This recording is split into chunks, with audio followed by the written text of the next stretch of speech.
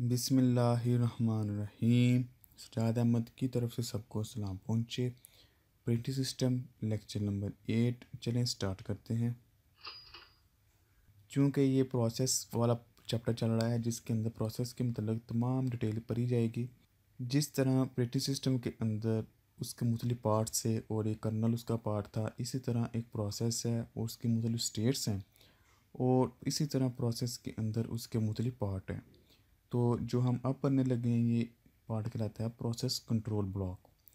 ये क्या करता है, कहने को तो एक प्रोसेस होता ही है, लेकिन उसके अंदर जो मेन पार्ट उसका होता है यानी कि कोर पार्ट उसका होता है वो है प्रोसेस कंट्रोल ब्लॉक, जो कि पूरे प्रोसेस के मतलब उसके पास इंफॉर्मेशन होती है। तो हम इसको देख लेते हैं कि ये क्या चीज़ है। Process control block is a data structure, यानी कि प्रोसेस के पूरा डाटा स्ट्रक्चर उसके पास होता है। It contain all information of the for the process to be use for the controlling its execution. तो जितनी भी प्रोसेस के मतलब मालूमात हैं वो तमाम के तमाम पीसीबी के पास होती हैं, यानी कि प्रोसेस कंट्रोल ब्लॉक के पास होती हैं। It also contain the information related to the resources allocate to the process.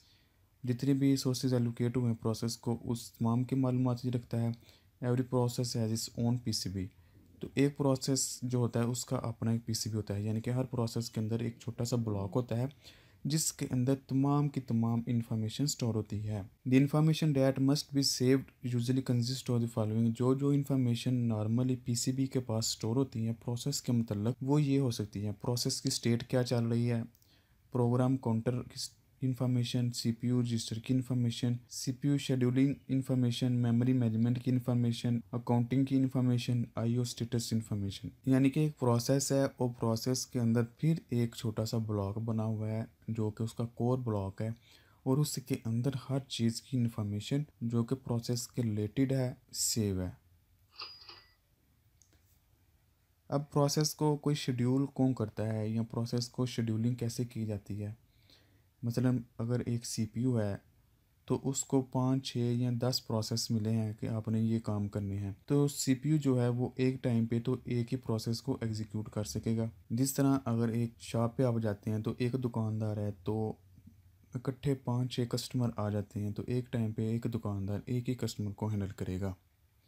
Same इसी तरह अगर एक सीपीयू है तो अगर मुख्तलिफ प्रोसेस इकट्ठे आ जाते हैं तो सीपीयू एक टाइम पे एक ही प्रोसेस को हैंडल कर सकेगा, लेकिन बाकी जो प्रोसेस हैं उनको क्या करेगा, उन सब की तरतीब लगा दी जाती है कर्नल के थ्रू कि भाई ये प्रोसेस जब होगा तो उसके बाद ये वाला प्रोसेस आएगा, ये प्रोसेस जब होगा तो उसके बाद ये वाला प्रोसेस आएगा। यानी कि एक शेड्यूल बना लिया जाता है, एक तरतीब बना ली जाती है कि इस प्रोसेस के बाद इस प्रोसेस ने आना है, इस प्रोसेस के कंप्लीट होने के बाद इस प्रोसेस ने आना है, इस प्रोसेस ने सीपीयू लेना है, इस प्रोसेस ने कितने टाइम के लिए सीपीयू वापस देना है, कितने टाइम के लिए लेना है। तो ये काम तमाम स्केड्यूलिंग या शेड्यूलिंग के ज़रिए होता है। तो इसको आप देख सकते हैं। Process scheduling is a technique that is used when there are limited resources and many process are competing for them. इनके जहाँ रिसोर्सेज थोड़े हों और प्रोसेस बहुत ज़्यादा हो जाएं तो उनको शेड्यूल किया जाता है ताकि वो गड़बड़ न हो जाए बातें। Multi programming tries to ensure that there is some process running at the all times. This is done to utilize the CPU as much as possible. तो मल्टी प्रोग्रामिंग में ये कोशिश की जाती है कि तमाम सीपीयू या प्रोसेस जो होते हैं उनको हर टाइम पे किसी न किसी रनिंग फेस में रखा जाए ताकि सीपीयू मुनासिब तौर पर पॉसिबली यूज हो सके। In time sharing system the CPU switches so frequently between jobs that user done not feel that machine is being shared by many process या एनी मैनी यूजर्स। तो जो टाइम शेयरिंग की technique थी उसके अंदर एक प्रोसेस को इतनी ज़्यादा फ्रीक्वेंटली, फ़र्ज़ करें एक प्रोसेस है ये वाला, उसके पास ये 3 प्रोसेस आ जाते हैं, ये टाइम शेयरिंग की बात हो रही है।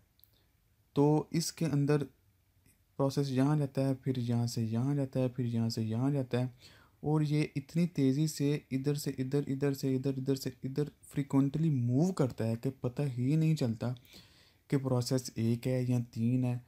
वो इतनी तेज़ी से काम कर रहा होता है कि इन तीनों प्रोसेस को साइमल्टेनियसली एग्जीक्यूट कर रहा होता है। If there are more process then processors then the operating system must schedule the process. यानी कि अगर प्रोसेस की निस्बत प्रोसेसर की तादाद कम हो, यानी कि प्रोसेसर कम हो और प्रोसेस जो एग्जीक्यूट होने हैं वो ज़्यादा हो जाए, तो ऑपरेटिंग सिस्टम का काम है कि उन प्रोसेस को शेड्यूल करे कि कौन सा कब एग्जीक्यूट होना है। It mean that some processes will be execute on other will have to wait. इसका मतलब है कि 3 प्रोसेसर अवेलेबल हैं और 9 प्रोसेसर आ जाते हैं तो एक के टाइम पे 3 प्रोसेस ही एग्जीक्यूट होंगे, बकाया 6 को वेट करना पड़ेगा। There are many strategies for deciding which process should be assign to the CPU।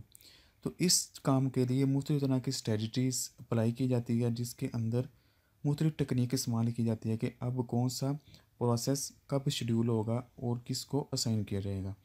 ये कौन सी टेक्निक है, इसको हम आगे देखेंगे।